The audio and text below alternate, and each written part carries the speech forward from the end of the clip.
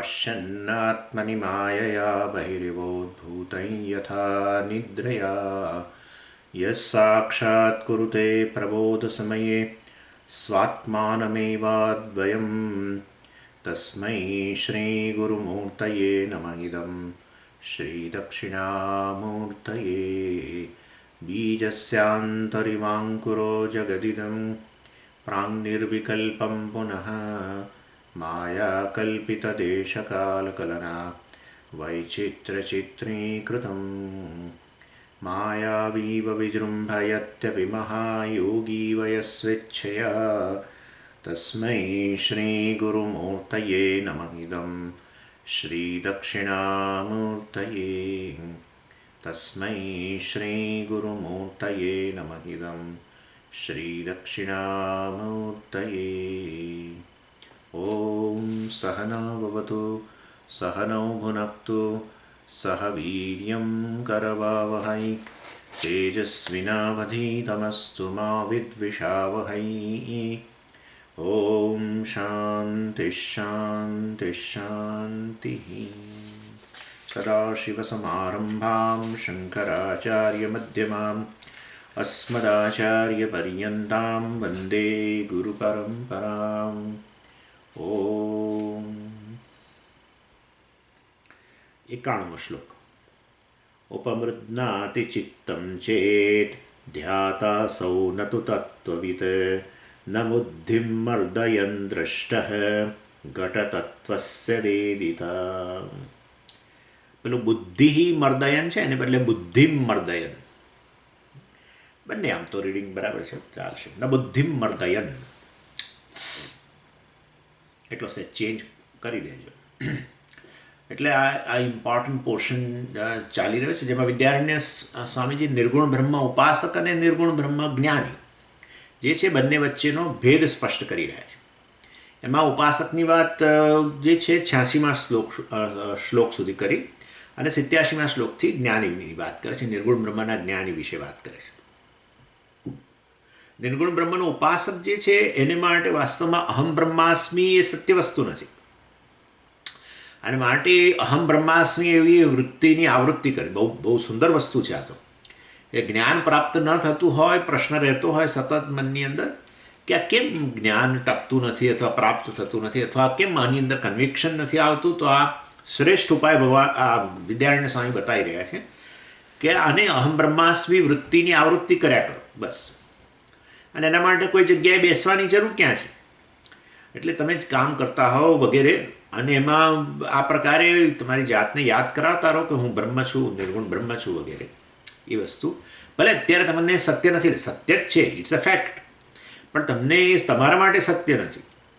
એ તો છે તકલીફ. એટલે સત્ય તો હોય પણ સત્ય મારા માટે સત્ય હોવું જોઈએ ને. હું એને સત્ય ના માનતો હોઉં તો પછી બેનિફિટ ક્યાં છે? હું બ્રહ્મ છું એ વસ્તુને જાણી લઉં તો મોટો બેનિફિટ છે, ન જાણું તો ક્યાં બેનિફિટ છે? ભલે ને હોવ. એટલે એ જ રીતે એ વાસ્તવમાં તો પછી આ ઉપાસકે અહમ બ્રહ્માસ્મી વૃત્તિની આવૃત્તિ કરવી જોઈએ અને મતલબ એ વૃત્તિને ઉત્પન્ન કરે, વૃત્તિને જાળવવાનો પ્રયત્ન કરે. શાસ્ત્રવિધિના અનુસાર છે આ વસ્તુ. અને એના માટે પછી વૃત્તિની આવૃત્તિ કરવી હોય તો પછી તમારે એક સિચ્યુએશન કન્ડ્યુસિવ હોવી જોઈએ. બેસીને દાખલા તરીકે તમે આવી આવૃત્તિ કરતા હો, જેમ નમઃ શિવાય બોલતા હોય વ્યક્તિ, અંતઃકરણમાં જપ વગેરે કરતા હોય મનની અંદર, તો પછી એણે બીજી બધી પ્રવૃત્તિમાંથી જરા બહાર આવીને પછી આ કરવું પડે. સતત વ્યવહાર કરતાં કરતાં ન કરી શકે. અને માટે વાસ્તવની અંદર આ અહમ બ્રહ્માસ્મીની વૃત્તિની સતત આવૃત્તિ કરવી હોય તો પછી થોડો વ્યવહારમાંથી સમય કાઢીને તમારે આ વસ્તુ કરવી જોઈએ. વ્યવહાર સતત કરતા હો ત્યારે પછી વ્યવહારમાં ચિત્ત આપવાનું પરોવાનું હોય તો પછી આ વસ્તુ ન થઈ શકે. અને કારણ કે અને મન અત્યંત ચંચળ વગેરે છે એને કારણે આ વ્યવહારમાંથી બહાર આવીને ઉપાસકે આ પ્રકારની વૃત્તિની આવૃત્તિ કરવી પડે. જ્યારે જ્ઞાની માટે તો આ પ્રશ્ન જ નથી, કારણ જ્ઞાની માટે વસ્તુ સત્ય છે. આ ફેક્ટ છે કે હું બ્રહ્મ છું અને એ ફેક્ટનું એને જ્ઞાન છે. અને એકવાર જ્ઞાન પ્રાપ્ત થઈ ગયા પછી વાસ્તવમાં એને કોઈ વસ્તુ, કોઈ પરિસ્થિતિ કે કોઈ વ્યવહાર જે છે એના માટે વિરોધી બનતો નથી. આ જ્ઞાનની સામે આ જ્ઞાનને નાશ કરી નાખે એવી કોઈ વસ્તુ, મતલબ એવું શક્ય નથી. અને માટે આ જેમ ઉપાસકને આ વૃત્તિ જાળવવા માટે વ્યવહારમાંથી બહાર આવવું પડે, નહીં તો એ વૃત્તિ ન જાળવી શકે અહમ બ્રહ્માસ્મિ, એવું જ્ઞાનીને નથી. કારણ કે અયમ પ્રપંચ માયામય કહ્યું ને ત્યાં પેલા શ્લોકની અંદર 89મા શ્લોકમાં, અયમ પ્રપંચ માયામય, અને આ તો માયામય પ્રપંચ જે છે વાસ્તવની અંદર, 88મા શ્લોકમાં કહ્યું આ પ્રપંચ માયામય અર્થાત મિથ્યા છે, એ વસ્તુ એને સમજાઈ ગયેલી છે. લૌકિક વ્યવહારીના વિરોધક, અને માટે આ વાસ્તવમાં આવા લૌકિક વ્યવહાર કરવામાં એને કોઈ વિરોધ નથી, અથવા એ વ્યવહાર એનો વિરોધી બનતો નથી એવું કહીએ. વ્યવહૃતિ પ્રપંચસ્ય વસ્તુતામ ન અપેક્ષતે. જો આ સિદ્ધાંત બતાવી દીધો કે વાસ્તવમાં મિથ્યાત્વ જ્ઞાન એટલે આ જે જગત સાથે તમે વ્યવહાર કરો છો એ જગત મિથ્યા છે, માટે વ્યવહાર મિથ્યા છે, એવું મિથ્યાત્વ જ્ઞાન અને વ્યવહાર બંને જોડે રહી શકે છે, એ વસ્તુ બતાવવામાં આવી. એટલે વાસ્તવની અંદર એને વ્યવહાર કરવામાં કોઈ તકલીફ પડતી નથી. મિથ્યા પણ જગત મિથ્યા છે, વ્યવહાર જ કેવી રીતે કરી શકે એવો કોઈ જરૂરિયાત નથી. મિથ્યા જગત સાથે વ્યવહાર થઈ શકે છે, અને એ વ્યવહાર એને માટે વિરોધી, એના જ્ઞાન સામે કોઈ વિરોધી પણ નથી, અને માટે એણે વ્યવહારમાંથી બહાર આવવાની જરૂર નથી. ઉપાસકે તો આ વૃત્તિ જાળવી રાખવાની છે, અહમ બ્રહ્માસ્મિ, માટે એણે વ્યવહારમાં સતત કરતો રહેશે તો વૃત્તિ જતી રહેશે. જે તે વ્યવહાર જ્યાં કરતો હશે એને અનુરૂપ મનમાં ચિંતન થતું હશે, તો પછી એ અહમ બ્રહ્માસ્મિ વૃત્તિ રહેવાની નથી. જ્યારે જ્ઞાનીને માટે આવું નથી. જ્ઞાનીએ તો આ વસ્તુ હું બ્રહ્મ છું એ વસ્તુ એ જાણે જ છે અને જ્ઞાન છે, અને માટે એણે અહમ બ્રહ્માસ્મિ વૃત્તિ જાળવવાની જરૂર નથી, અને માટે વ્યવહાર એની સામે વિરોધી નથી. વ્યવહાર કરતો હોય ને વ્યવહારને અનુરૂપ ચિંતન કરતો હોય, તેથી હું બ્રહ્મ છું એ પ્રકારનું જ્ઞાન ભૂલાઈ જશે એવું બનવાનું નથી. એટલે એક વસ્તુ એ કઈ વ્યવહૃતિ પ્રપંચસ્ય વસ્તુતામ એટલે રિયાલિટી, પ્રપંચસ્ય વસ્તુતા, પ્રપંચ સત્ય છે એવો પ્રકારની કોઈ અપેક્ષા નથી. અર્થાત મિથ્યા હોય તો પણ વ્યવહાર થઈ શકે છે, વ્યવહાર સાથે એનો કોઈ વિરોધ નથી. એક તો એ કારણ કહ્યું. બીજું કહ્યું આત્મજાડ્યમપી ન અપેક્ષતે. વ્યવહાર ત્યારે જ થાય જ્યારે દેહમાં આત્મબુદ્ધિ હોય. તો આપણે બોલતા હતા હું તો આ વિદ્યારણ્ય સ્વામીએ પ્રકાશ પાડ્યો હવે, આત્મજાડ્યમપી ન અપેક્ષતે. આત્મા એટલે અહીંયા દેહ વગેરે, એટલે જાડ્યમ એટલે દેહ, આત્મજાડ્યમ એટલે દેહમાં આત્મબુદ્ધિ. એમ દેહમાં આત્મબુદ્ધિ, દેહમાં અધ્યાસ વગેરેની પણ આવશ્યકતા નથી. દેહમાં અધ્યાસની આવશ્યકતા નથી તો શું જ્ઞાનીને દેહમાં અધ્યાસ નથી હોતો? તો પછી જ્ઞાનીને ક્લાસ લેવા જવો હોય તો એ શું કરે છે? એમ બોલે છે ને કે હું ક્લાસ લેવા જાઉં છું, તો કોણ જાય છે જોડે? દેહ જાય છે કે નથી જતો? તો પછી દેહમાં આત્મબુદ્ધિ ખરી કે નહીં? હું એમ કે હું ક્લાસ લેવા જાઉં છું, તો આત્મા ક્લાસ લેવા જાય છે? દેહ એનો અહીંયા રહી જાય છે અને એ આત્મા ક્લાસ લેવા જાય છે? હું ક્લાસ લેવા જાઉં છું ત્યારે એ દેહ સાથે જાય છે કે નથી જતો? તો દેહમાં આત્મબુદ્ધિ ખરી કે નહીં? તો તમે કહો છો કે દેહમાં આત્મબુદ્ધિની અપેક્ષા નથી, વ્યવહારમાં તો આ વ્યવહાર તો છે, જ્ઞાન વ્યવહાર છે ને, ક્લાસ લેવો. એટલે વાસ્તવમાં એટલે પછી કહેવું પડ્યું કે ભાઈ બે પ્રકારના અધ્યાસ છે. એક અધ્યાસ ઈશ્વર સૃષ્ટિના અંતર્ગત છે, હા, એ તો પ્રારબ્ધને કારણે આવેલો છે ભાઈ, અને એ તો ન જાય, એ નહીં જાય જ્ઞાન થઈ ગયા પછી પણ એક અધ્યાસ જે છે એ અજ્ઞાનને કારણે છે, અને માટે એ જે છે વિશેષ અધ્યાસ, આપણે કહ્યું તે વખતે વિશેષ અધ્યાસ છે એ જતો રહેશે. અર્થાત હું દેહ છું એવું એ નહીં માને, તોય દેહની અંદર સામાન્ય આત્મભાવ તો રહેવાનો છે. કેમ? તો પ્રારબ્ધને કારણે. અને માટે એવો આત્મભાવ તો જેમ પેલું સુષુપ્તિ વગેરે જે છે એમાં તમારો દેહમાં સામાન્ય આત્મભાવ એ પણ છૂટી જ જતો હોય છે, વિશેષ આત્મભાવ હોય તો પણ છૂટી જતો હોય છે, પણ પછી પાછા જાગો ત્યારે તો દેહમાં આત્મભાવ હોય જ છે. અને માટે વાસ્તવની અંદર કહેવાનો આશય છે કે પ્રારબ્ધને કારણે ઈશ્વર સૃષ્ટિને અંતર્ગત દેહની અંદર સામાન્ય આત્મભાવ તો રહેશે, અને એને વ્યવહારને કોઈ તકલીફ નથી. માટે એવા સામાન્ય અધ્યાસથી પણ કામ ચાલતું રહેશે, સામાન્ય અધ્યાસથી કામ ચાલતું રહેશે જ્યાં સુધી દેહ છે ત્યાં સુધી. એટલે દેહ છે ત્યાં સુધી સામાન્ય અધ્યાસ રહેવાનો, અને સામાન્ય અધ્યાસને અનુરૂપ એ દેહમાં આત્મભાવ, સામાન્ય આત્મભાવને કારણે જગત સાથે વ્યવહાર કરવામાં કોઈ તકલીફ નથી. એટલે ગમે તે રૂપમાં વ્યવહાર કરે, એ ટીચરના રૂપમાં વ્યવહાર કરી શકે અને શિષ્યના રૂપમાં વ્યવહાર કરવો તોય કરી શકે, જે રૂપમાં વ્યવહાર કરવો હોય, પતિ તરીકે વ્યવહાર કરવો તોય કરી શકે, સામાન્ય આત્મભાવ થકી એ કરશે પ્રારબ્ધને અંતર્ગત. કારણ કે દેહમાં સામાન્ય આત્મભાવ ન હોય ને તો પ્રારબ્ધ શક્ય નથી. પ્રારબ્ધ એટલે શું? તમને સુખ દુઃખનો અનુભવ કરાવો આ દેહ થકી, પણ દેહમાં આત્મભાવ જ ન હોય તો? દાખલા તરીકે કોઈકને તમે ઓપરેશન થિયેટરની અંદર એને પેલું બેભાન બનાવી દો, તો હવે એ હું છું અત્યારે, મને ઠંડી લાગે છે, મને કંઈક ઓડાડો આ ઓપરેશન થિયેટરમાં, એવું કશું બોલતો જ નથી.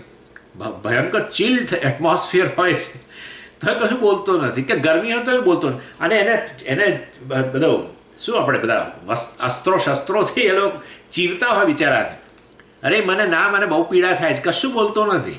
મતલબ કે દેહમાં આત્મભાવ રહ્યો નથી, સામાન્ય આત્મભાવે જાણે રહ્યો નથી. એટલે વાસ્તવની અંદર તમારા પ્રારબ્ધનો ઉપભોગ કરાવવો હોય, તમને સુખ દુઃખનો અનુભવ કરાવવો હોય તો શું હોવું જોઈએ? દેહમાં સામાન્ય આત્મભાવ તો જોઈએ ને, તો જ સુખ દુઃખનો અનુભવ થાય ને. સામાન્ય આત્મભાવે ન રહે, જેમ કે સુષુપ્તિની અંદર, કે જેમ કે આવી રીતે વ્યક્તિ બેભાન થઈ જાય, બેભાન થઈ જાય કે બેભાન કરવામાં આવે, તો સુખનો અનુભવ ના થાય ને દુઃખનો અનુભવ ના થાય, તો પછી પ્રારબ્ધનો ઉપભોગ જ ના થાય. એટલે ઈશ્વરે તમને કર્મફળદાતા તરીકે તમને પ્રારબ્ધનો ઉપભોગ કરાવવો હોય, ભલે ને એ માને કે હું ભોગતા નથી, પણ તેથી કંઈ એને શરીરમાં પીડા થાય તો એને કંઈ પીડાનો અનુભવ ન થાય એવું થોડું છે. અને શરીર થકી કોઈ અનુકૂળ પરિસ્થિતિ સર્જાય, આમ બહુ ગરમી હોય ને એકદમ ઠંડો પવન આવે તો એને સારું લાગે, શીત સ્પર્શ વગેરે.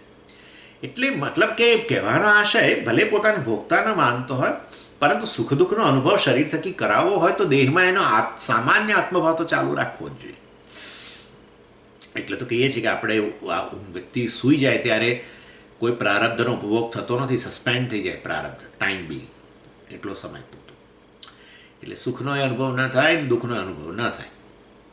એટલે ઇન શોર્ટ વસ્તુ સમજવાની છે કે આવું લોકો બોલતા હોય છે બધું, કે સુખનો એટલે મતલબ કે દેહમાં આત્મભાવ તો હજુ દેખાય છે આ વ્યક્તિને, અને આપણે એને કેવી રીતે જ્ઞાની કહી શકીએ? હજુ એમ કહે છે કે હું ક્લાસ લેવા જાઉં છું, તો એ ક્લાસ લેવા કોણ આત્મા જાય? એટલે પછી અથવા એ કહે છે કે હવે હું ડાઇનિંગ હોલમાં જમવા માટે જઉં છું, સ્વામીજી આ આત્માને ભૂખ લાગે તો તરસ. એનીવે, એટલે અક્કલ નથી લોકોને કે સામાન્ય આત્મભાવ છે, આ તો સામાન્ય આત્મભાવ છે, અને એ તો પ્રારબ્ધ થકી રહેવાનું. એ તો દેહનું પતન થાય ત્યારે જતો રહે, અથવા દેહમાંથી વચ્ચે આ રીતે ઊંઘ દરમિયાન કે બેભાન થાય ત્યારે પણ સામાન્ય આત્મભાવ પણ સસ્પેન્ડ થઈ જતો એ બને. પણ દેહનું પ્રારબ્ધ પૂરું થઈ ગયું તો પછી આ સામાન્ય આત્મભાવે આ દેહમાંથી જતો રહે, બરાબર? એટલે વાસ્તુ સમજી શકાય એવી છે. એનીવે, એટલે આત્મજાડેમ અપી ન અપેક્ષતે, એટલે દેહમાં વિશેષ આત્મભાવની અપેક્ષા નથી, છે ને વ્યવહારને. સામાન્ય આત્મભાવ હશે તો એ જ્ઞાની વ્યવહાર બધો કરી શકશે ને કરે જ છે, આપણે જોયેલું જ છે, બધા આપણા પાસે ઉદાહરણો છે. એટલે આ રીતે બતાવવામાં આવ્યું કે ઉપાસકને વાસ્તવમાં વ્યવહાર સામે વિરોધ રહેવાનો છે, કારણ કે નહીં તો પેલી વૃત્તિ જ નહીં જાળવી શકે. સ્વામીજી નમસ્યાનો જપ કરું છું, પરંતુ હું તો રસોઈ કરતાં કરું છું, આમ કરતાં. બેન, કે હું કહું કે ન થઈ શકે, આ રીતે વસ્તુ શક્ય જ નથી. તમે રસોઈમાં ઓમ નમઃ શિવાય, તમારું મન રસોઈની અંદર હોય કે ઓમ નમઃ શિવાયમાં હોય? ના, રસોઈમાં હોય. તો પછી ક્યાં કયો ઓમ નમઃ શિવાયનો જપ? એટલે એનીવે, એટલે કારણ કે મનમાં તો પછી એ હોવું જ જોઈએ, શું રંધાઈ રહ્યું છે, શું નંખાઈ રહ્યું છે અંદર, બધું એ તો પ્રકારની સભાનતા હોવી જ જોઈએ. તો પછી પેલી વૃત્તિ ના હોય. અંતઃકરણમાં એ પ્રત્યેક ક્ષણે એક જ વૃત્તિ હોય, મતલબ વૃત્તિનો વિષય એક જ હોય. એટલે ક્યાં દાળ વિષય હોય, ક્યાં અંદર શિવજીનો વિષય હોય, બે વિષયો સાથે ન ચાલે. એટલે હદ સુધી કે શિવજીનો ફોર્મ, શિવજીનું વિશેષ રૂપનું ધ્યાન કરતા હો ત્યારે પેલો શબ્દો, ભલે તમે મિકેનિકલી તો બધું રિપીટ થયા કરે, બરાબર છે, પણ તમારા મનમાં સભાનતા શબ્દની ન હોય, અને શબ્દની સભાનતા હોય નમઃ શિવાય વગેરે, તો પછી પેલું રૂપ જતું રહે. એ પ્રત્યેક વૃત્તિની અંદર વિષય તો એક જ હોય, કારણ કે વૃત્તિ બીજું કશું નથી, એક અંતઃકરણ જે છે એ એક વિશેષ આકાર ધારણ કરે છે, એનું નામ વૃત્તિ, બીજું શું? તો એક જ આકાર ધારણ કરે, બબ્બે આકાર ધારણ ન કરી શકે, નહીં તો જ્ઞાન જ ન થાય, કન્ફ્યુઝન થાય. એટલે અંતઃકરણ એક વિશેષ આકાર ધારણ કરે, એને જ આપણે કહીએ કે વૃત્તિનો વિષય. એનીવે, એટલે એ રીતે વાસ્તવની અંદર ઉપાસકને તો બહુ જ અઘરું પડે. ઉપાસકે તો વ્યવહારમાંથી છૂટી જ જવું જોઈએ, અથવા મતલબ એને કરવું, જ્યારે એને કરવી હોય અહમ બ્રહ્માસ્મિ વૃત્તિની આવૃત્તિ કરવી હોય તો વ્યવહાર એની સામે વિરોધી જ છે, ને વ્યવહારમાંથી બહાર આવવું પડે. પણ જ્ઞાની માટે આવું કશું છે જ નહીં. મેં મિથ્યા જાણ્યા પછી, એ જગત મિથ્યા જાણ્યા પછી એની સાથે વ્યવહાર કરી શકે છે, કારણ કે જ્ઞાનને અને વ્યવહારને કોઈ વિરોધ નથી. મિથ્યાત્વ નિશ્ચય અને વ્યવહારને પણ કોઈ વિરોધ નથી. અને આ રીતે સામાન્ય અભિમાન દેહમાર્થ દ્વારા એ વ્યવહાર જરૂર કરી શકે. માત્ર આત્મજાડ્યમ ન અપેક્ષતે, મતલબ આત્મામાં દેહમાં વિશેષ અભિમાન, વિશેષ અધ્યાસની કે આવશ્યકતા નથી. એ તો અજ્ઞાનથી ઉત્પન્ન થયેલું છે, એમાંથી એ નિવૃત્ત થઈ ગયેલું છે. સામાન્ય અધ્યાસ એ વાસ્તવમાં ઈશ્વર સૃષ્ટિ છે, વિશેષ અધ્યાસ જીવ સૃષ્ટિ છે. વિશેષ અધ્યાસ જ્ઞાનને કારણે આવે છે, બસ. તો પછી જીવ સૃષ્ટિ જે અજ્ઞાનમાંથી આવ્યું એ જીવ સૃષ્ટિ. અજ્ઞાન ગયા પછી ચાલુ રહ્યું એવી ઈશ્વર સૃષ્ટિ. અને આ રીતે વાસ્તવમાં બંને વસ્તુ કહેવામાં આવે છે. અને પછી કયા વ્યવહારના સાધનો વગેરે એની પણ વાત કરી. મનોવાક કાય તદ્બાહ્ય પદાર્થા સાધનાની તાન તત્વવિદ ન ઉપમૃદ્દાતિ અસ્ય વ્યવહારો અસ્ય નો કુતઃ. 90મા શ્લોકમાં કહ્યું ને, એટલે વ્યવહાર માટે આ મન, વાણી, ઇન્દ્રિય, શરીર વગેરે બધા સાધનો છે. અને તદ્બાહ્ય પદાર્થા, એટલે તદ્બાહ્ય એનાથી બીજા બહારના પદાર્થો, એટલે આમ જેમ કે ચશ્મા દાખલા તરીકે. ઇન્દ્રિયો તો જોઈએ વ્યવહાર માટે, પણ પાછા આ બાહ્ય પદાર્થ કહેવાય, બરાબર ને? આ બહાર રહેલો પદાર્થ એટલે બધા ઉપકરણો. એટલે આપણે કરણોની આવશ્યકતા, ઇન્દ્રિયોની આવશ્યકતા તો ખરી જ ખરી, ઉપકરણોની પણ ક્યારેક જરૂર પડે. ઇયર પ્લગ આ તે વગેરે, કે આ એ બધા દ્વારા વ્યવહાર થાય. તાન તત્વવિદના ઉપમૃદ્નાતિ, જ્ઞાન પ્રાપ્ત થઈ જાય માટે વાસ્તવમાં જ્ઞાની આ ઉપકરણો અને કરણોનો નાશ ન કરી નાખે. ચશ્મા તોડી નાખે, બધું ના કરે, એવું ના કરે. આંખો ફોડી નાખે, એવું ના કરે. શા માટે કરવું જોઈએ પણ એવું?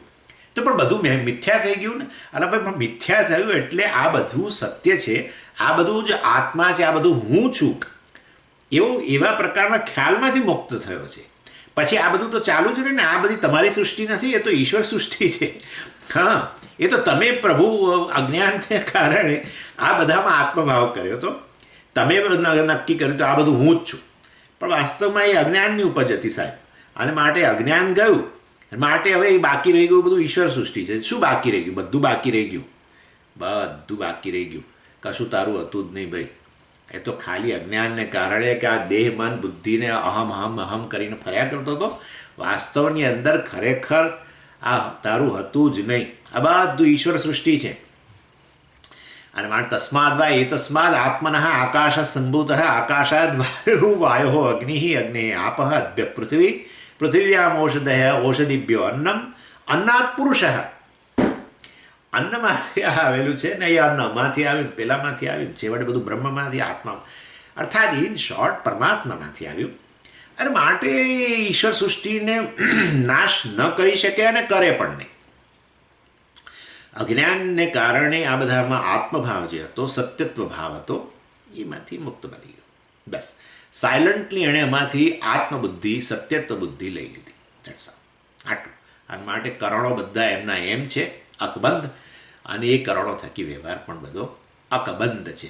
કરણો મિથ્યા, દેહ મિથ્યા, અને દેહ જગત પણ મિથ્યા, અને બેની વચ્ચેનો વ્યવહાર પણ મિથ્યા છે. નવો મિથ્યાત્વ નિશ્ચય સાથે વ્યવહાર ચાલુ રહે છે.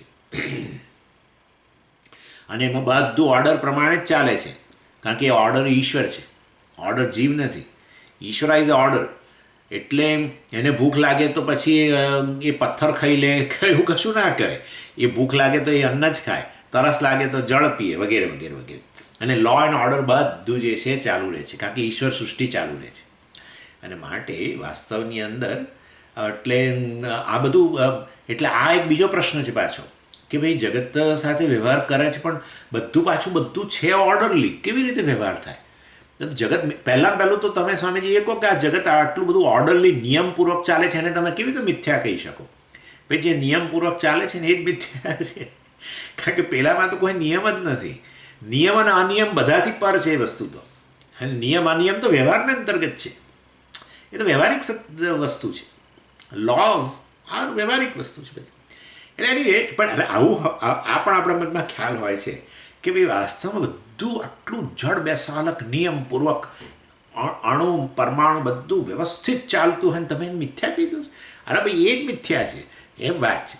અને માટે બધું ઈશ્વરાઇઝ ઓર્ડર, અને માટે બધી હોલ નિયતિ ઇઝ એ ઈશ્વર, અને માટે બધી ઈશ્વર સૃષ્ટિ ચાલુ રહેવાની છે. એ તો આપણે વાત કરી. અને માટે સાહેબ એવું ને એવું રહેશે.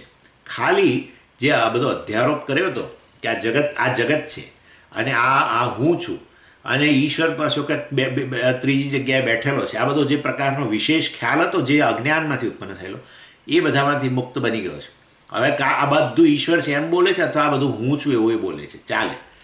પણ એક મિનિટ ઊભા રહો. તમે કહો છો આ બધું ઈશ્વર છે, તો પછી વાસ્તવની અંદર બ્રહ્મ ક્યાં રહ્યું? એની અંદર એક જણે પૂછ્યું પાછું હમણાં જ, એટલે કે આ બધું ઈશ્વર છે એમ કહો છો, તો પછી એમાં તો તમે તો કહો છો બ્રહ્મ જ્ઞાન. હા, પણ એટલે હું કહું છું ને કે આ બધું હું છું એમ કહી શકો, પણ હું ને ઈશ્વર કેવી રીતે એક થાય? તમે તો ઈશ્વરને મિથ્યા સિદ્ધ કરો છો, અને જીવ અને ઈશ્વરમાં જીવપણું ને ઈશ્વરપણું બંને મિથ્યા છે એમ કહેતા હતા. હા, બરાબર છે. એટલે વાસ્તવમાં નામરૂપ સહિતનું સમગ્ર જગત જે છે એ વાસ્તવની અંદર ઈશ્વર છે અથવા હું છું. હું જ બ્રહ્મ જ વાસ્તવની અંદર સર્વનામરૂપ રૂપમાં અભિવ્યક્ત થયેલો છું. અને માટે જ્ઞાન પ્રાપ્ત થઈ ગયા પછી ઈશ્વર શબ્દ વાપરવામાં કોઈ વાંધો નથી. જ્ઞાન પ્રાપ્ત કર્યા પછી આ નામરૂપ શું છે એમ મેં એમને પૂછ્યું.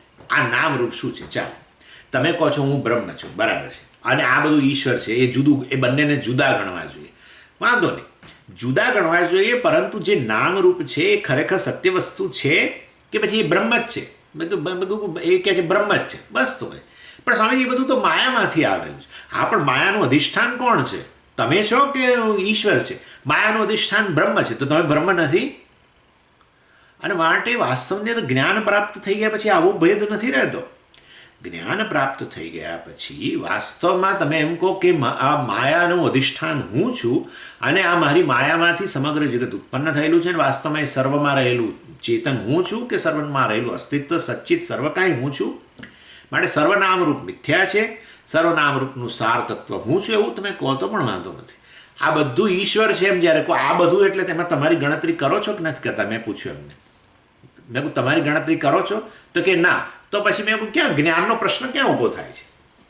જ્યારે તમે કહો કે આ બધું ઈશ્વર છે, સરસ, ફાઇન, તો તમારી ગણતરી તમે શેમાં કરી? ના, જીવ તરીકે. હું પતી ગયું, ઓવર. એટલે વાસ્તવની અંદર અહીંયા રહેલી વસ્તુ પણ બધું ઈશ્વર છે એમ જ્યારે કહો, એ તો જ્ઞાન જ છે. અજ્ઞાનમાંથી કેવળ જીવપણું જ ઉત્પન્ન થાય છે, અને અજ્ઞાનનો નાશ જ્ઞાનથી એટલે જીવપણાનો નાશ. અને જીવપણું વાસ્તવમાં ખરેખર એક અજ્ઞાનમાંથી ઉત્પન્ન થયેલી વસ્તુ ક્યારેય સત્ય ન હોય, એ ભ્રમ જ હોય. અને માટે હું જીવ છું, એક ભ્રમનો નાશ થતાં બધું ઈશ્વર જ બની ગયું. અને માટે તમે કહો હવે તમે તમારી જાતને જુદા કેવી રીતે પાડશો? મને કહો. મેં એમને પૂછ્યું, તમે તમારી જાતને જુદા કેવી રીતે પાડશો? બધું ઈશ્વર છે એવું તમે બોલનારા, તમે શું છો એમ મને કહો. હવે ફરી એ બોલી ન શક્યા કે હું જીવ છું, કારણ કે જીવ છું તો પછી અજ્ઞાન સિદ્ધ થઈ ગયું. એટલે વાસ્તવની અંદર બધું ઈશ્વર છે એમ તમે કહો. ઈશાવાસ્યમ ઇદમ સર્વમ ઈશાવાસ્યમ. આ સમગ્ર જગતને ઈશ્વરથી આચ્છાદિત કરો. ઈશાવાસ્યમાં કહ્યું ઈશ્વરથી આચ્છાદિત કરો. સ્વામીજી ઈશ્વરની વાત કરે છે હજુ તો, ઈશ્વરપણું તો મિથ્યા. એટલે આ બધી ગડબડ થાય છે. અને માટે ભાષ્યકાર તો કોઈ આવો ભેદ જ નથી રાખતા. ભાષ્યકારે બધી જગ્યાએ બ્રહ્મ કહ્યું નથી. ઇનફેક્ટ મોટાભાગની જગ્યાએ તો ઈશ્વર જ શબ્દ વાપર્યો છે. તમે ભાષ્ય વાંચો તો જોજો જરા, ઈશ્વર શબ્દ વાપર્યો છે, અને કેટલીક જગ્યાએ બ્રહ્મ શબ્દ વાપર્યો છે. એટલે કેટલાક ફિલોસોફરો, ચેમ્પિયનોએ એમ કહ્યું કે ખુદ શંકરાચાર્યજી જ સ્પષ્ટ નથી. બોલો, આ ચેમ્પિયનો એ લોકો કહે છે કે જુઓ ક્યાંક ઈશ્વર શબ્દ વાપરે છે ને ક્યાંક બ્રહ્મ શબ્દ વાપરે છે.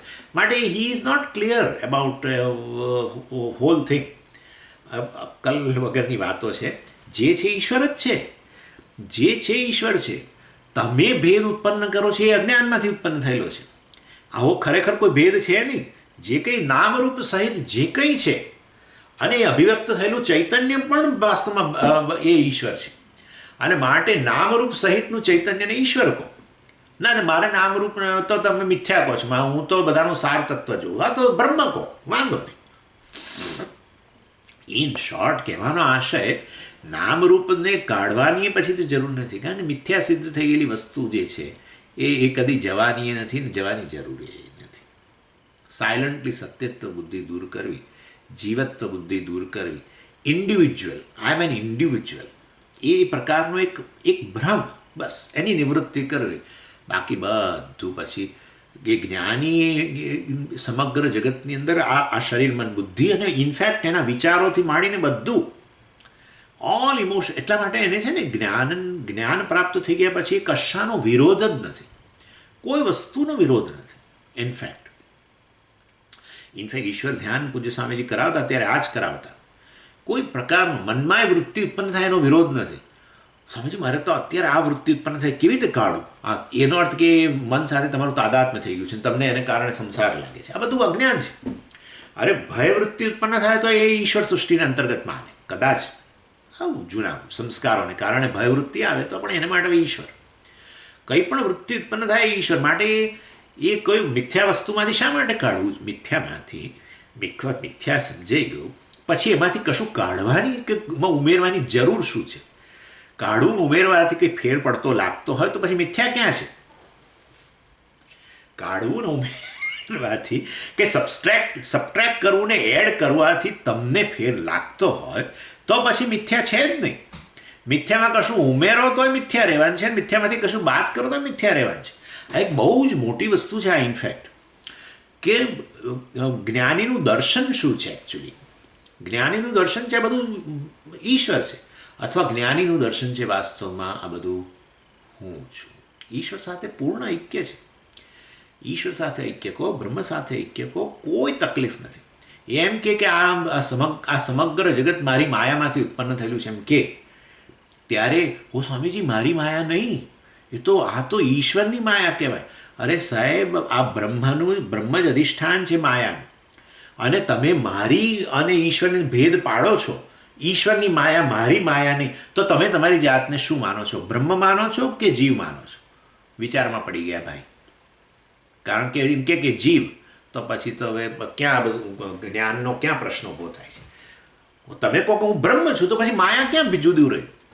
તો પછી માયા ઉપાધિ તમારી કહો કે ઈશ્વરની કહો, ક્યાં ભેદ છે? એટલે ભેદ લેશ માત્ર ઉદરમંતરમ કુરુતે અથ તસ્ય ભયમ ભવતી. તૈતિરમાં કહ્યું ઉદ અપી અંતરમ કુરુતે. ઉદ અપી અરમ એટલે અંતરમ, ઉદ એટલે લિટલ, સહેજ લેશ માત્ર તમારી અને ઈશ્વરની વચ્ચે તમે અંતર ઉત્પન્ન કર્યું, માનો કે હજુ અજ્ઞાનનો લેશ ચાલુ છે.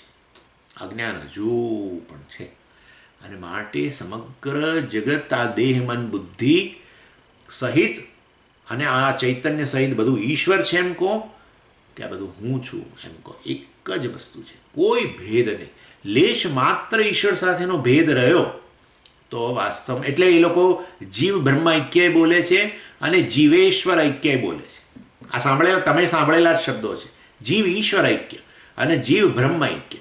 ના, ઈશ્વર ઐક્ય ના બોલાય સ્વામીજી, જીવ ઈશ્વર ઐક્ય. ઈશ્વરપણું તો કાઢવાનું છે, કોઈ તકલીફ જ નથી. અને ઈશ્વર સૃષ્ટિ રહેવાની છે સાહેબ. એ ગમે એટલું જ્ઞાન પ્રાપ્ત કરો તો એનું શરીર ચાલુ રહે છે. મોટામાં મોટી વાત, આ તો આપણે જોયેલું જ છે, જ્ઞાની પુરુષોનું શરીર ચાલુ રહે છે. શરીર ક્યાંથી આવ્યું? પ્રારબ્ધને. એ પ્રારબ્ધ કોણે પ્રદાન કર્યું છે? ઈશ્વરે પ્રદાન કર્યું છે. અને માટે કર્મફળ દાતા છે. એટલે મતલબ ઉપાધિની દૃષ્ટિ. અને માટે જે કંઈ છે બધું ચાલુ રહે છે, તો પછી શા માટે સૂર્યોદયનું સૂર્યોદય નથી જ્ઞાન થયા પછી સૂર્યોદય ચાલુ રહે છે જ ને. હા, એના જેવું બધું મિથ્યા વસ્તુ એવી છે જે જવાની નથી, પણ એ વસ્તુ મિથ્યા છે એ સિદ્ધ થઈ ગયું છે, પોકળ છે એ સિદ્ધ થઈ ગયું છે, દેખાવ છે એ સિદ્ધ થઈ ગયું છે. આ તો જસ્ટ બાય ધ વે, તમે લોકો તો ક્લિયર હશે, પરંતુ આ તો એક શેર કરવા માટે કે લોકો ભાષ્યકારની સામે પ્રશ્ન ઉઠાવે છે ઈશ્વર શબ્દ અને બ્રહ્મ શબ્દ. ઈશ્વર શબ્દ પહેલાં કે છે બ્રહ્મસૂત્રમાં જ કોઈક જગ્યાએ આગળ પહેલાં આ વસ્તુની ચર્ચા થઈ ગયેલી છે, બહુ પહેલાં કદાચ.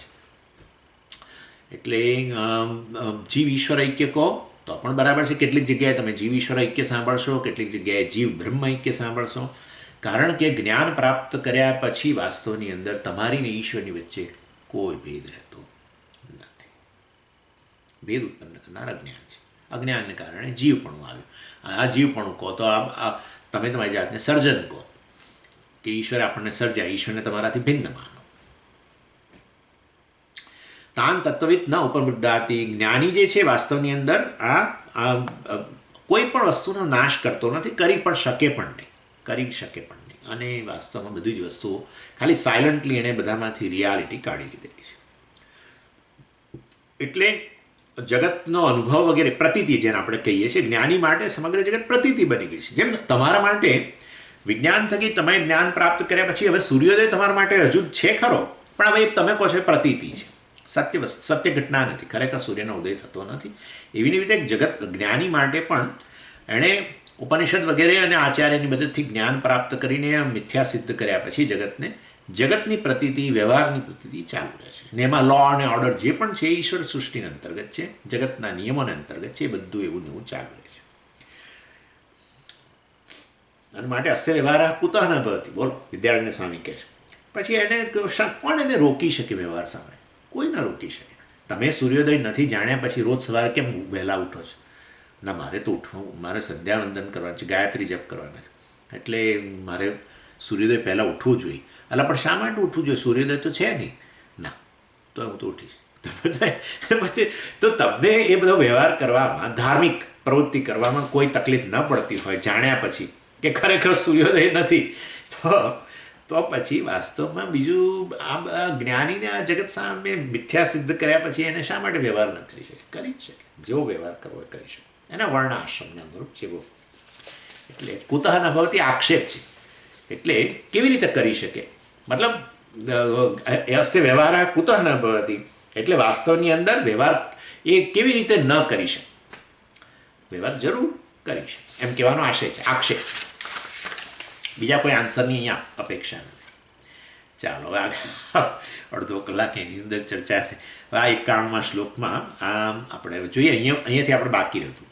એટલે પૂર્વ પક્ષી હવે એક નવો પ્રશ્ન ઉઠાવે છે કે ભાઈ જ્ઞાની જે છે એ વ્યવહાર માટેની બધી સામગ્રી ભલે નાશ ન કરતો હોય, શરીર, મન, બુદ્ધિ કશાનો ભલે નાશ ન કરતો હોય, એણે સત્યત્વ ભાવનામાંથી દૂર કરી દીધી, માટે હવે ઈશ્વર સૃષ્ટિ તરીકે ચાલુ રહે છે.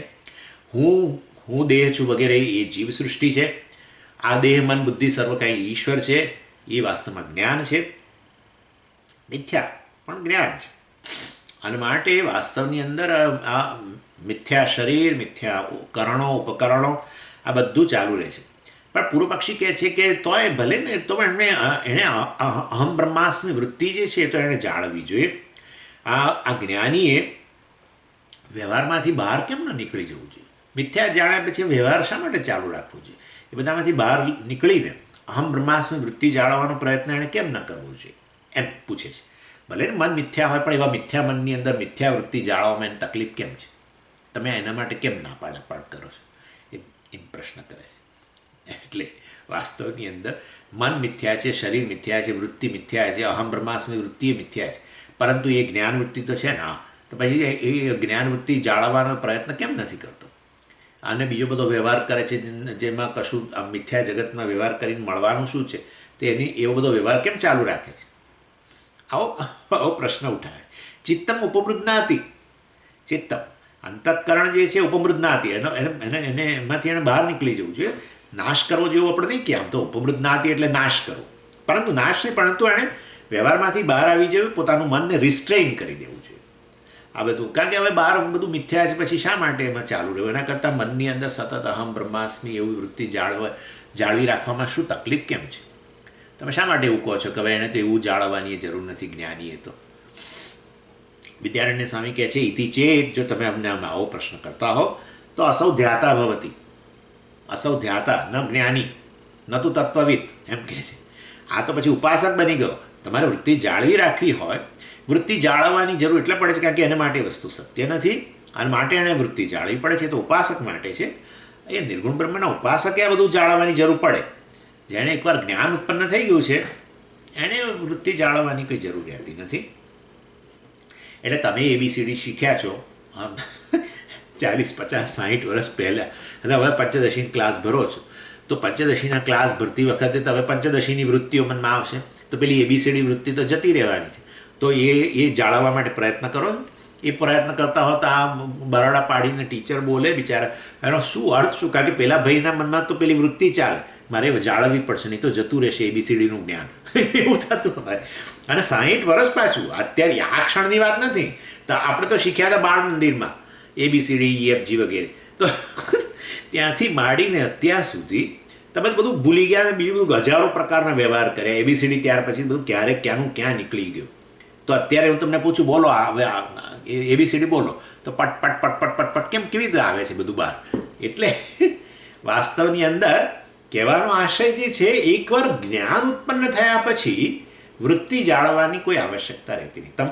એ વસ્તુ ફેક્ટ છે ABCDEFG, અને આ વ્યક્તિ માટે ફેક્ટ છે, એનું નામ જ્ઞાન. વસ્તુ કોઈ સત્ય હોય એ એક વસ્તુ છે, પણ એ સત્ય વસ્તુનું જ્ઞાન હોવું જોઈએ ને કે આ સત્ય છે એ પ્રકારનું. એટલે એ રીતે વાસ્તવની અંદર અહમ બ્રહ્માસ્મી વૃત્તિ જાળવી રાખવાની જરૂર અહીંયા રહેતી નથી. અને એના માટે ઉદાહરણ આપે છે કે ઉપવૃજ્ઞાતિ ચિત્તમ ચેત ધ્યાતા અસૌ ધ્યાતા, તો પછી એ તો ઉપાસક બની ગયો, નતું તત્વવિદ, એ જ્ઞાની ન કહેવાય. ન બુદ્ધિમ મર્દયન દૃષ્ટ ઘટતત્વસ્ય વેદિતા. જુઓ, ઘટતત્વસ્ય વેદિતા, વેદિતા એટલે જ્ઞાતા. ઘટતત્વસ્ય, એકવાર જેણે આ ઘડાનું જ્ઞાન થઈ ગયું એ વ્યક્તિમાં પછી કોઈ જગ્યાએ ન દ્રષ્ટ બુદ્ધિમ મર્દયન, એટલે એકવાર ઘડાનું જ્ઞાન થઈ ગયા પછી એ ઘટાકાર વૃત્તિને જાળવી રાખવા માટે, એટલે આ બુદ્ધિમ મર્દયન, એ પોતાની બુદ્ધિ એટલે પોતાના અંતઃકરણને રિસ્ટ્રેઇન કરીને સતત આ ઘડો છે, આ ઘડો છે, ઘડો ઘડો ઘડો ઘડો ઘડો ઘડો ઘડો ઘડો ઘડો એવી વૃત્તિ જાળવવાનો પ્રયત્ન કરતો જોવા મળે છે કોઈ જગ્યાએ. આવું જોયું તમે કોઈ જગ્યાએ? અને માટે અને એવી વૃત્તિ જાળવતોય નથી ને છતાં એને ઘડાનું જ્ઞાન હોય છે. જ્યારે પણ એને 50 વર્ષે 60 વર્ષે ઘડો સામે પડ્યો હોય તરત કે છે આ ઘડો છે. એનો અર્થ એવો થયો કે જ્ઞાન એકવાર ઉત્પન્ન થઈ ગયા પછી એ જેનું પણ જ્ઞાન હોય એ જ્ઞાનની વૃત્તિ સતત જાળવી રાખવાની કોઈ એવી આવશ્યકતા રહેતી નથી. માટે એ બીજો બધો વ્યવહાર કરે તો પણ પેલો જ્ઞાન જે છે, ઘડાનું જ્ઞાન, એ તો અકબંધ જ રહે છે. માટે વ્યવહાર અને જ્ઞાન એનો કોઈ વિરોધ છે નહીં એકબીજા સામે. ન દ્રષ્ટ એટલે આવું જોવા મળતું નથી. શું? બુદ્ધિમ મર્દયન એટલે પોતાનું અંતઃકરણને હવે રિસ્ટ્રેઇન કરીને બધા વ્યવહારમાંથી મુક્ત થઈને એ ઘટાકાર વૃત્તિને જાળવી રાખવાનો પ્રયત્ન નથી કરતો, ઘડાના જ્ઞાનને જાળવી રાખવાનો પ્રયત્ન કરતો નથી. અને માટે બ્રહ્મજ્ઞાનમાં પણ આ જ નિયમ છે. એમ કે બ્રહ્મજ્ઞાન, એકવાર હું બ્રહ્મ છું, જ્ઞાન થઈ ગયો પછી હવે ગમે એ વ્યવહાર કરે તો પણ વાસ્તવમાં એનું એ જ્ઞાન જે છે એ વ્યવહાર દ્વારા એની સામે કોઈ ખતરો વ્યવહાર કરતો હોય તો ખતરો ઉત્પન્ન થઈ જાય બ્રહ્મ જ્ઞાન સામે, અને ભૂલી જાય પૂરેપૂરું કે હું બ્રહ્મ છું, વસ્તુ ભૂલી જ જાય ટોટલી. એવું બને નહીં. હા, એ વસ્તુનું જ્ઞાન સ્પષ્ટ ન હોય અને વ્યવહારમાં બહુ લાગી જાય તો પછી પેલું, કારણ કે હજુ સ્પષ્ટ થયું નથી. સ્પષ્ટ થઈ ગયા પછીની વાત છે આ તો. હા, પણ સ્વામીજી એક અમારે એક પ્રશ્ન છે. શું? એટલે કે તમે જે ભણ્યા હશો, કેમેસ્ટ્રી ભણ્યા હતા? હા, તો બોલો હું તમને અત્યારે કેમેસ્ટ્રીના ફલાણો પ્રશ્ન કરું. તમે તો ભણેલા ને, જ્ઞાન પ્રાપ્ત કરી દો. હા, તો હું તમને પ્રશ્ન કરું, યાદ છે? નથી યાદ, તો એનો શું? તો એ તો શું થયું? ભૂલાઈ તો ગયું જ છે એમ કે. એટલે વાસ્તવની અંદર જે વસ્તુ સ્પષ્ટ થઈ હોય એ વસ્તુ ન ભૂલાય. વસ્તુ સ્પષ્ટ ન થઈ હોય એ વસ્તુ આપણા માટે હકીકત ન બની હોય અને આપણે પરીક્ષા માટે થઈને એક ગોખી એની અંદર મેમરીમાં આપણે ગોખી કાઢી હોય અને વાસ્તવની અંદર પછી તમે એ પરીક્ષા પૂરી થઈ ગયા પછી વસ્તુ મેમરીમાંથી નીકળી જાય, એ જુદી વસ્તુ છે. પરંતુ જે વસ્તુ સ્પષ્ટ થઈ ગયેલી હોય એ વસ્તુ કદી ન જાય. વસ્તુ અસ્પષ્ટ હોય, અજ્ઞાનનો અંશ કંઈક અંશે રહેલો હોય તો જરૂર એ વસ્તુ જે છે એ અજ્ઞાનના અંશ ચાલુ હોવાને કારણે એ વસ્તુ પૂરેપૂરી યાદ થોડા વર્ષો પછી ન પણ આવે. અને ઘણીવાર એવું બને કે વસ્તુ કદાચ, હા, હવે બીજો પોઈન્ટ, વસ્તુ સ્પષ્ટ થઈ ગઈ હોય ને છતાંય મેમરીમાં બહુ ઊંડે પડી હોય તો તમને યાદ કરાવવું પડે. પણ યાદ કરાવવું ત્યારે એની સાથે તરત કે હા બરાબર છે, આ વસ્તુ હું ભણ્યો હતો, અથવા આ બરાબર છે, આ રીતનું હતું વગેરે વગેરે, તરત બધું યાદ આવે છે. એટલે બે વસ્તુ છે, ક્યાં અજ્ઞાનનો અંશ ચાલુ હોય, વસ્તુ સ્પષ્ટ ન થઈ હોય તો એ વસ્તુ તમે પછી લાંબા બીજા બધા વ્યવહારની અંદર પડી જાઓ તો એ વસ્તુ જતી રહે, એ શક્ય છે. અને વસ્તુ સ્પષ્ટ હોય તો પણ તમારી મેમરી સ્મૃતિ શક્તિમાં ક્યાંય ઊંડે છુપાઈ ગઈ હોય તો એને બહાર લાવવાનો પ્રયત્ન કરવામાં આવે, ત્યાર પછી બહાર આવે. પણ એ વસ્તુ તમને ફેમિલિયર લાગે કે હા બરાબર છે, આ વસ્તુ ભણેલા હતા વગેરે, અથવા જે એ રીતે.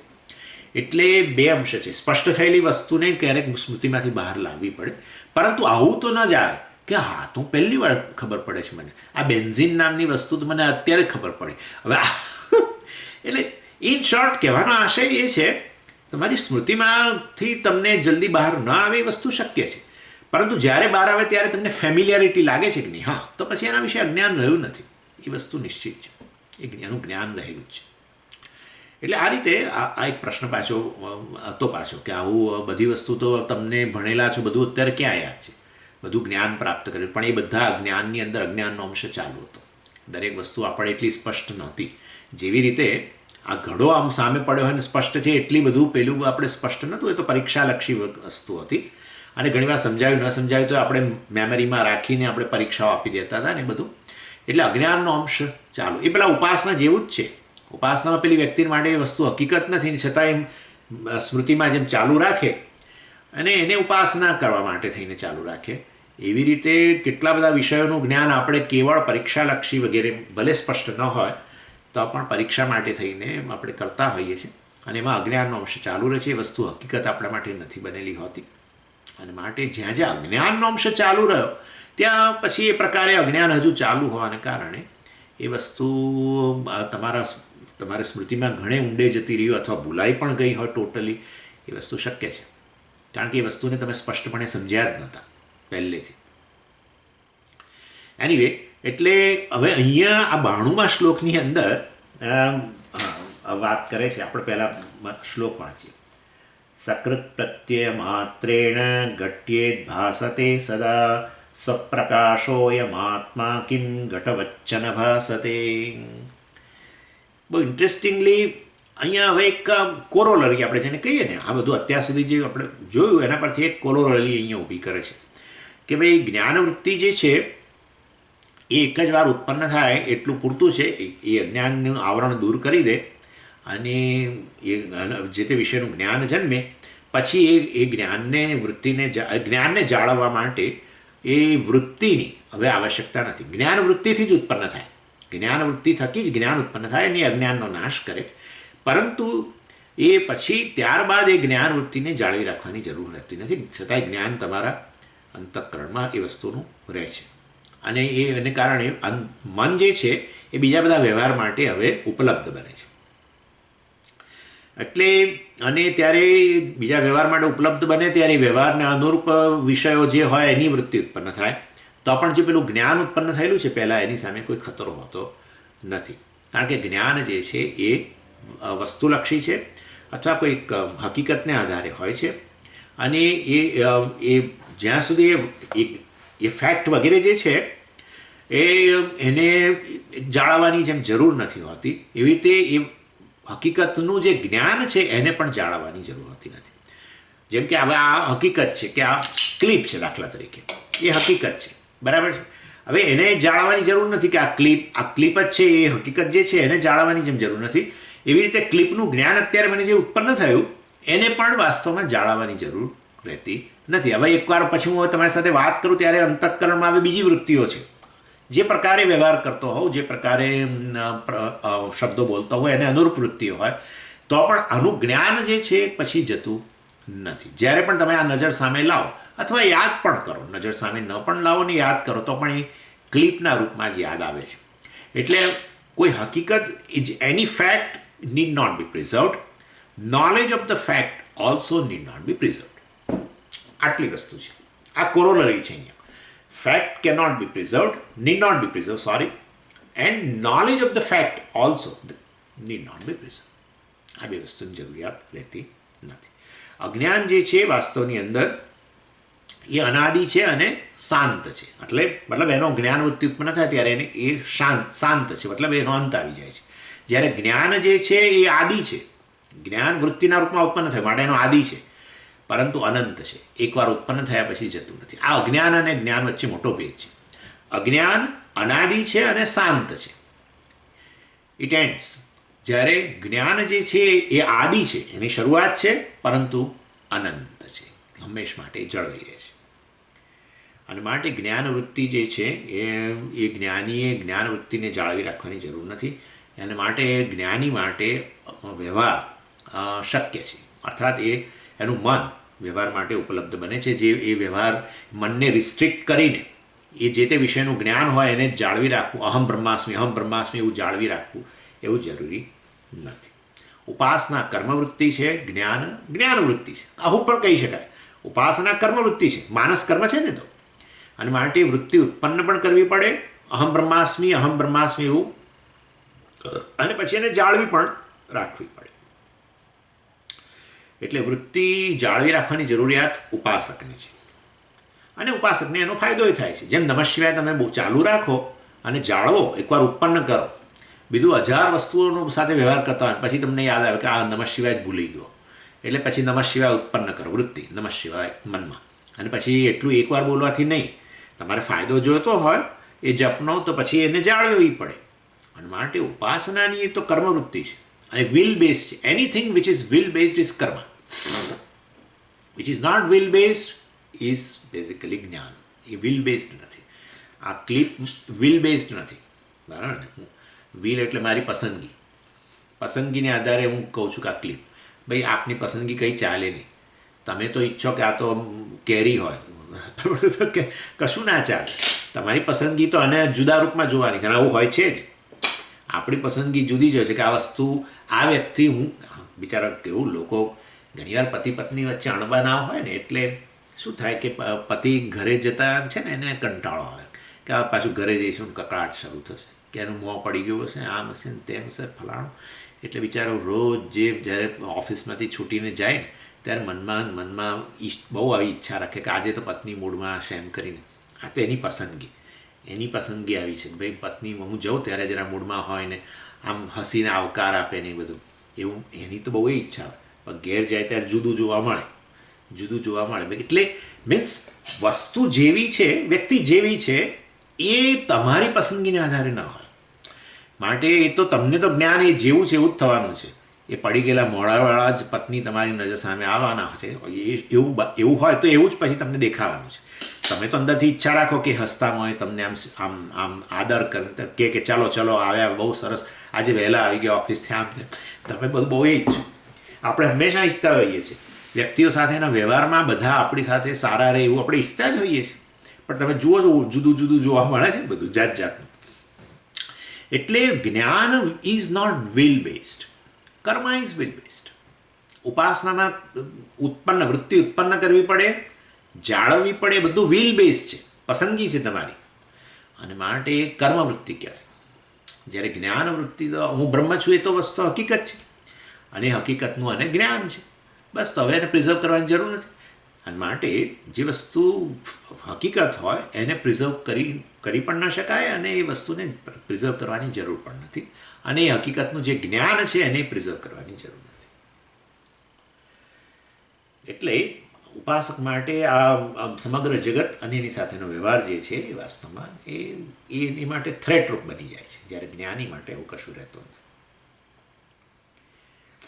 કારણ કે એને ખબર છે હું નિત્ય મુક્ત આત્મા છું, માટે જગતની વસ્તુઓ કદાચ સુખ દુઃખ આપતી જણાય, હોય જ સુખ દુઃખ. અત્યારે હવે આવી ઠંડીની સિઝન હોય તો ઠંડી શરીરને લાગે થોડી, અને કદાચ કવર કરવાની જરૂર લાગે તો કવરે કરે, અને ગરમી હોય તો ગરમી લાગે, જે પણ ઉકળાટ થતો હોય તો ઉકળાટે.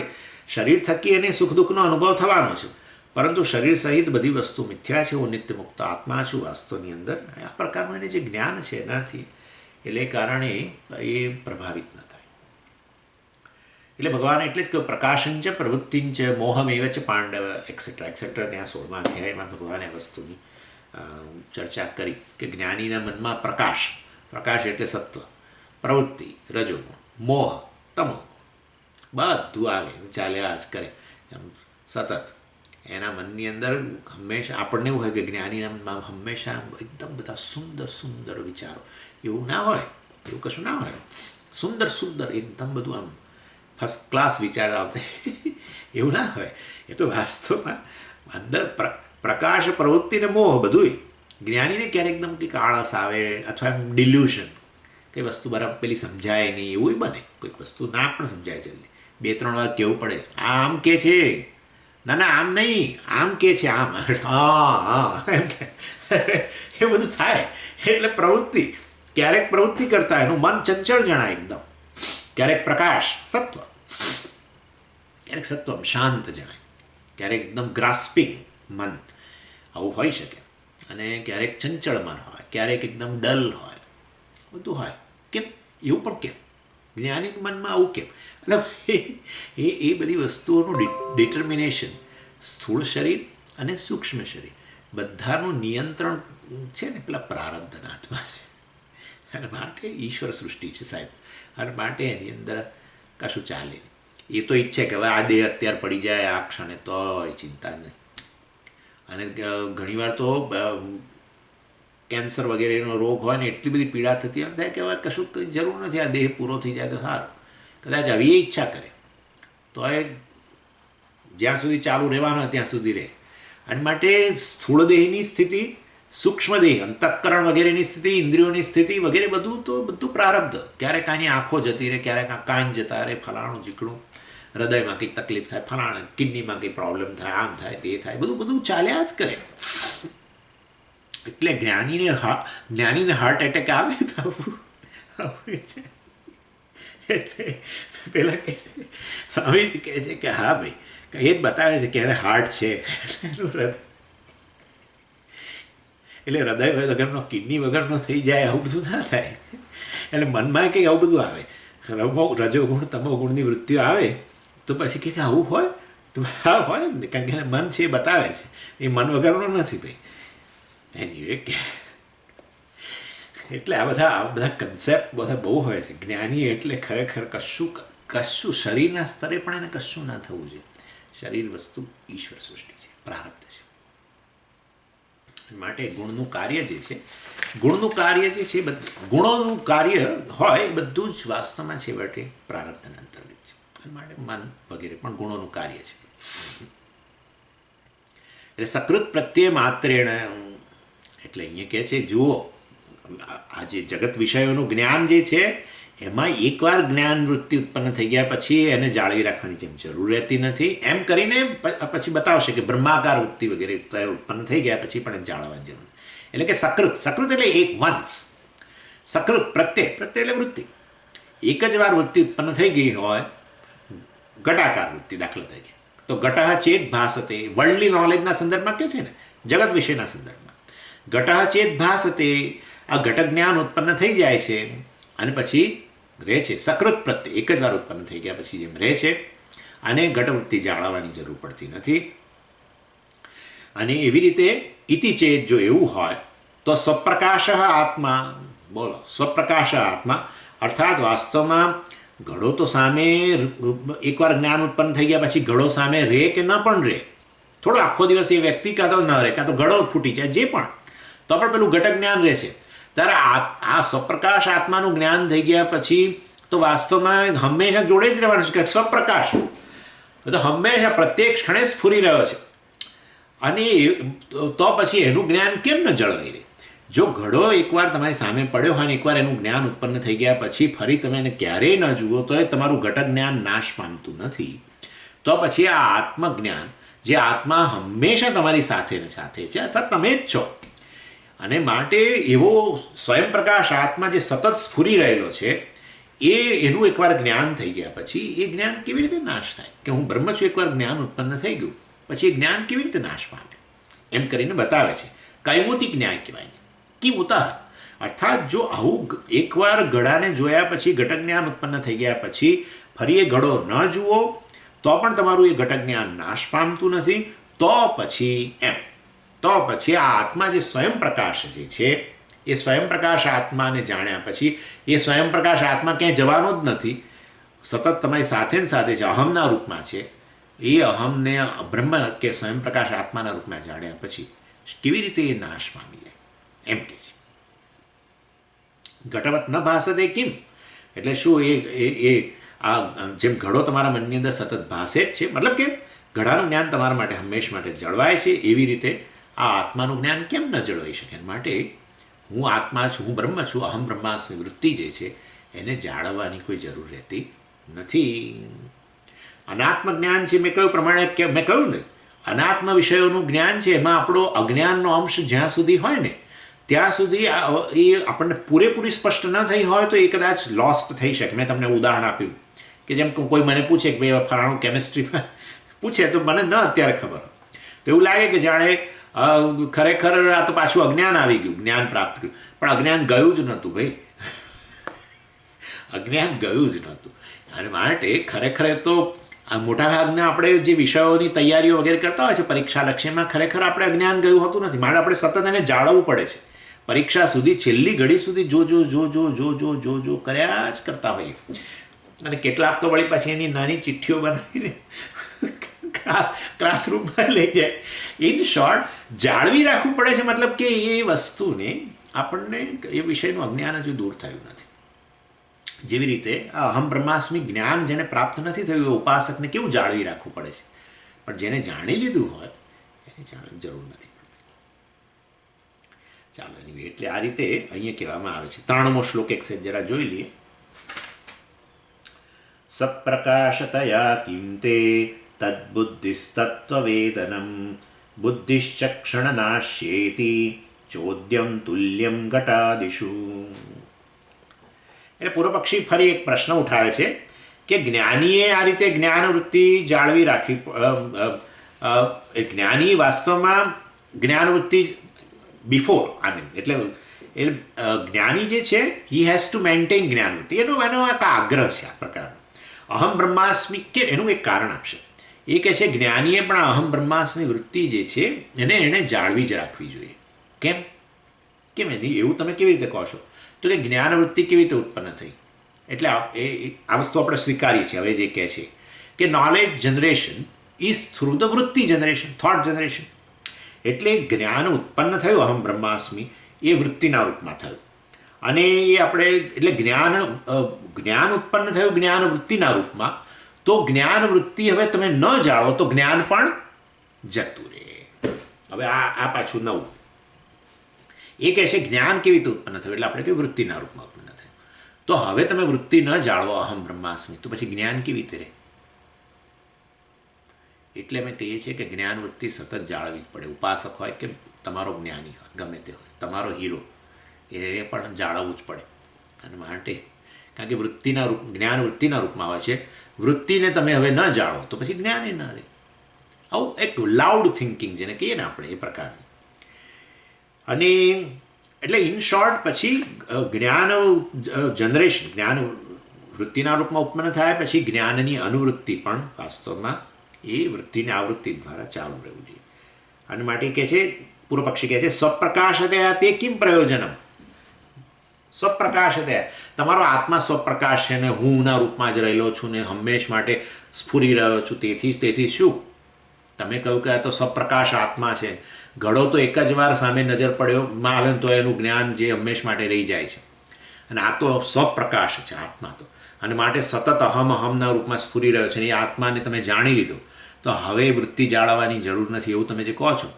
અરે ભાઈ સ્વપ્રકાશ હોય તેથી શું એમ કહે છે. સપ્રકાશતયા તવ કિમ પ્રયોજન. તે એટલે તવ સપ્રકાશ હોય તેથી તમારે શું પ્રયોજન? કારણ કે આત્મા સેલ્ફ એવિડન્ટ છે, એક વસ્તુ છે. અને આત્મજ્ઞાન સેલ્ફ નોલેજ જુદી વસ્તુ છે એમ કહે છે. અને બિલકુલ સત્ય વસ્તુ છે. આત્મા સ્વપ્રકાશ છે, ઇટ ઇઝ સેલ્ફ ઇલ્યુમિનિંગ, એ એક વસ્તુ છે. પણ આત્મજ્ઞાન self knowledge is different thing. બિલકુલ સાચું. એટલે મુખ્ય જે છે એ 3 સ્ટેટમેન્ટ કરે છે અહીંયા. હું તમને પહેલાં ટૂંકમાં કહી દઉં, પછી આપણે જોઈશું આવતી વખતે. આત્મા સ્વયં પ્રકાશ છે એક. પણ આવો આત્મા સ્વપ્રકાશ હોવા છતાં પણ કોઈ ઉપયોગી નથી. કઈ રીતે? તો કહે છે કે સંસારી હોય, સંસારીનો આત્મા સ્વયં પ્રકાશ છે કે પરપ્રકાશ છે, એ આપણને પૂછે છે. એટલે આપણે કહ્યું ભાઈ આત્મા તો બધે સ્વયં પ્રકાશ છે ને, આત્મા તો સ્વયં પ્રકાશ એનું સ્વરૂપ જ છે. એટલે સંસારી હોય કે અસંસારી હોય, જ્ઞાની હોય, બધાનો આત્મા સ્વયં પ્રકાશ છે. એટલે વાસ્તવમાં એ કહે છે કે જે સંસારી જે છે એનો આત્મા એ સ્વયં પ્રકાશ છે, જ્ઞાનીનો આત્મા એ સ્વયં પ્રકાશ છે. તો વાસ્તવની અંદર ફેર ક્યાં છે બેની વચ્ચે? તમે સંસારી અસંસારીનો વચ્ચેનો ભેદ ક્યાં પાડો છો? એટલે આપણે કહ્યું કે પેને જ્ઞાન છે, એ જ્ઞાન શેના રૂપમાં હતું? એટલે આપણે કહ્યું વૃત્તિના રૂપમાં. એ ફેર છે ને, એ ફેર છે ને. તમે કહો છો કે આત્મા સ્વપ્રકાશ છે, માટે એની વૃત્તિ જાળવવાની જરૂર નથી. એટલે પણ સંસારી જે છે, જે અજ્ઞાની છે, એનો આત્મા સ્વપ્રકાશ જ છે. હે તો વાસ્તવની અંદર તમે ભેદ પાડો છો બેની વચ્ચે, જ્ઞાની અજ્ઞાની વચ્ચે, તો જ્ઞાન વૃત્તિ થકી જ ભેદ પાડો છો ને. તમે કહો છો આ જ્ઞાની છે. જ્ઞાની એટલે શું? જેને જ્ઞાન છે. જ્ઞાન શેના રૂપમાં છે? વૃત્તિના રૂપમાં. બંનેનો આત્મા સ્વપ્રકાશ છે, પરંતુ ભેદ જ્ઞાન વૃત્તિ થકી છે. જ્ઞાન વૃત્તિ થકી છે. તો માટે સંસારી જે છે એનો આત્મા સ્વપ્રકાશ હોય તો પણ એનું અજ્ઞાન દૂર થયું છે? નથી થયું. તો પછી શેનાથી અજ્ઞાન દૂર થયું? જ્ઞાનીમાં. એ જ્ઞાન વૃત્તિથી થયું. તો પછી એ જ્ઞાન જાળવવું જોઈએ કે ના જાળવવું જોઈએ? એણે એ જ્ઞાન શેના રૂપમાં જાળવશે? જ્ઞાન વૃત્તિના રૂપમાં. અને તમે તો આટલું બધું બોલો છો કે જ્ઞાન વૃત્તિ એકવાર ઉત્પન્ન થયા પછી વાસ્તવમાં આત્મા તો સ્વપ્રકાશ છે. એટલે આત્મા સ્વપ્રકાશ તો બધાનો આત્મા સ્વપ્રકાશ છે. અજ્ઞાનીનો આત્મા સ્વપ્રકાશ છે. પણ તેથી કહીશું એનું અજ્ઞાન દૂર થાય છે? નથી થતું. અજ્ઞાન કેવી રીતે દૂર થાય? જ્ઞાન વૃત્તિથી ઉત્પન્ન થાય. જ્ઞાન વૃત્તિથી દૂર થાય અજ્ઞાન. તો જ્ઞાન વૃત્તિ પછી જાળવવી જોઈએ કે ના જાળવવી જોઈએ? આત્મા ભલે ને સ્વપ્રકાશ હોય. આવો આર્ગ્યુમેન્ટ કરીશ. બોલો શું કરીશું હવે? આ તો પૂર્વ પક્ષી બરાબર આદુ ખાઈને પાછળ પડે. એટલે સ્વપ્રકાશ is not a prayojana. Atma is self evident, self effulgent, અને માટે એની વૃત્તિ જાળવવાની જરૂર નથી.